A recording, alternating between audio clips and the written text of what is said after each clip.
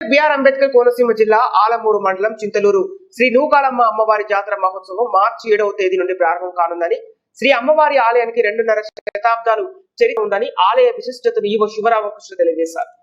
ఎటువంటి అవాంఛనీయ సంఘటన జరగకుండా ఆలమూరు ఎస్ఐతో పాటు పలువురు ఎస్ఐలు బందోబస్తు నిర్వహించనున్నారు.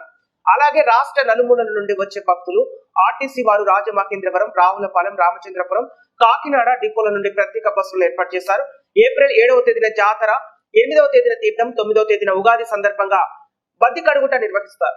నెల రోజుల పాటు జరిగే ఈ జాతరకు 2 లక్షలకు పైగా భక్తులు వస్తారని అధికారులు అంచనా వేస్తున్నారు. ఆలమూరు ఎస్ఐ శ్రీనివాస నాయక పర్యవేక్షణలో తాత్కాలిక పోలీస్ స్టేషన్ ఏర్పాటు చేసి 24 గంటలు భక్తులకు అందుబాటులో ఉండేటట్లు చర్యలు తీసుకుంటున్నామని తెలిపారు.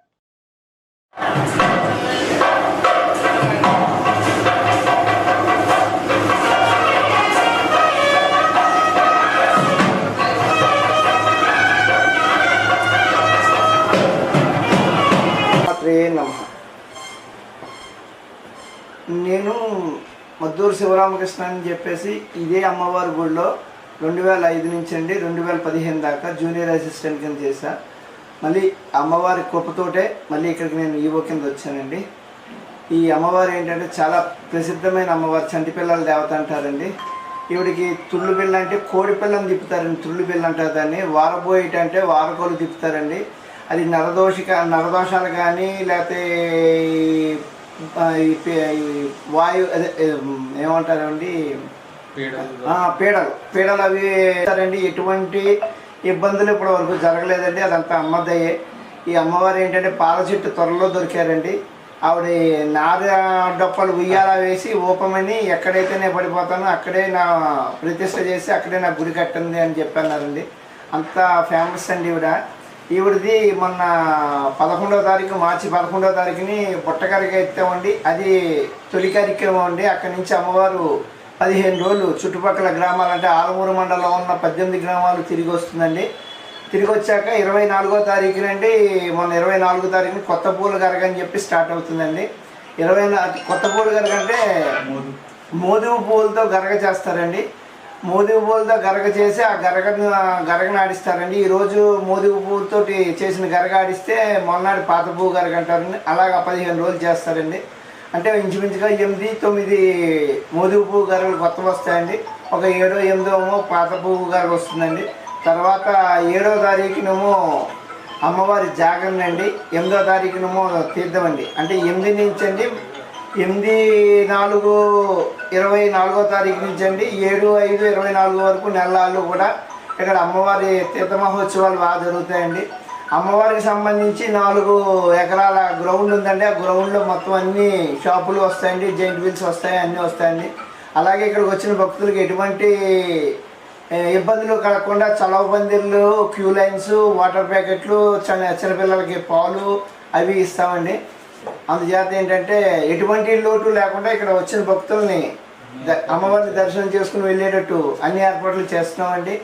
అందుచేత ఏంటంటే భక్తులందరూ కూడా వచ్చి అమ్మవారిని దర్శించుకుని అమ్మవారి కృపకు పాత్రలు కావాల్సిందిగా కోరుచున్నామండి.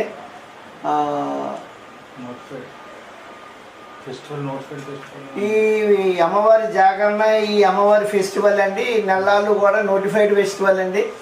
ఇది ఆర్డీఓ గారు దీనికి కోఆర్డినేటర్ కింద ఉంటారండి.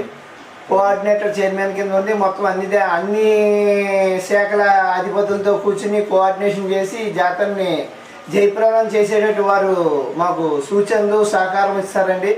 అలాగే మన మీడియా సోదరులు కూడా వారి సహాయం కూడా ఉండి ఈ అమ్మవారిని బాగా ఫేమస్ చేసి అమ్మవారి ఆలయ అభివృద్ధికి ఇప్పుడు ఇంచుమించుగా అమ్మవారికి అంటే 1,60,00,000 పెట్టి ప్రాకార మండపాలును ముఖ మండపాలు జరుగుతున్నాయండి. ఎవరైనా డోనర్స్ ఉన్నా సరే వచ్చి వారి యొక్క సహాయ సహకారాలు అందించి రాజగోపురాలు అండి, పడమర సైడు తూర్పు సైడు కూడా రాజగోపురాలు కట్టాలనుకుంటున్నామండి. అందుచేత దాతలు ఎవరైనా వచ్చి ముందుకు వచ్చి ఆ రాజగోపురాలను కూడా నిర్మాణానికి సహకరిస్తారని భక్తులు మరీ కోరుచున్నామండి. అలాగే ఇక్కడికి వచ్చే భక్తులకు ఎటువంటి అవాంఛనీయ సంఘటనలు జరగకుండా అమ్మ చల్లగా చూస్తుందండి. వారికి కావాల్సిన ఏర్పాట్లన్నీ మేము మా దేవస్థానం తరపున మేము మా సిబ్బంది మొత్తం అందరూ కూడా వారికి ఎటువంటి అవాంతరాలు కలగకుండా, ఇబ్బందులు కలగకుండా అన్ని సౌకర్యాలతోటి వచ్చిన వాళ్ళని హాయిగా వెళ్ళేటట్టు చూసి పంపిస్తాను సార్. ఈ ఏర్పాట్లన్నీ చేస్తాను సార్. అలాగే గ్రామస్తుల సహకారం కూడా ఉంది సార్. ఇక్కడ గ్రామస్తులు కూడా వారి వంతు సహకారం వారు అప్పచెప్తున్నారండి.